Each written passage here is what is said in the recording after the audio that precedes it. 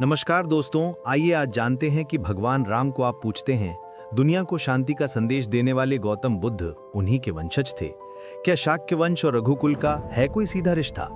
श्रीमद् भागवत महापुराण और विष्णु पुराण का वो रहस्य क्या है जो इन दोनों महापुरुषों को जोड़ता है? जानने के लिए अंत तक देखिए। गौतम बुद्ध का जन्म ईसा से 563 साल पहले नेपाल के लुम्बिनी वन में हुआ। उनकी माता कपिलवस्तु की महारानी महामाया देवी जब अपने नहर देवदह जा रही थीं, तो उन्होंने रास्ते में लुम्बिनी वन में बुद्ध को जन्म दिया।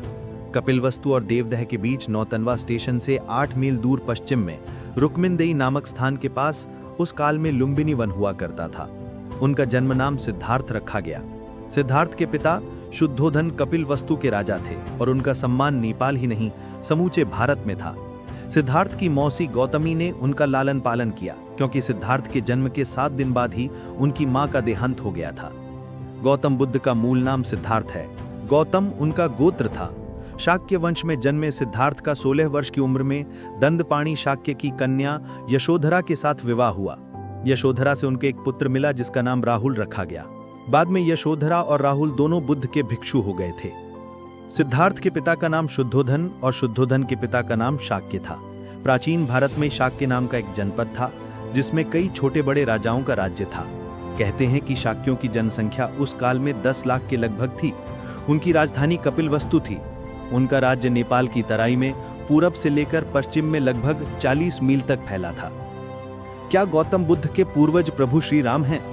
कुछ लोग कहते हैं कि श्रीमद् भागवत महापुराण और विष्णु पुराण में हमें शाक्यों की वंशावली के बारे में उल्लेख पढ़ने को मिलता है।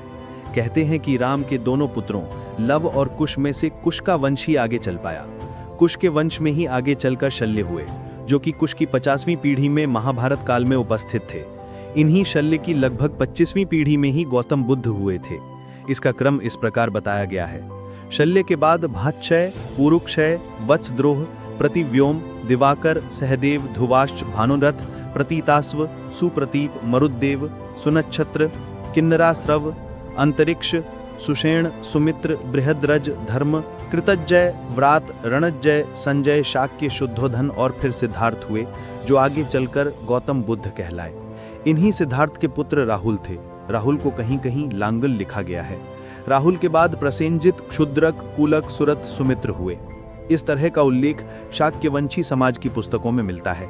शाक्यवाड़ समाज भी ऐसा ही मानता है।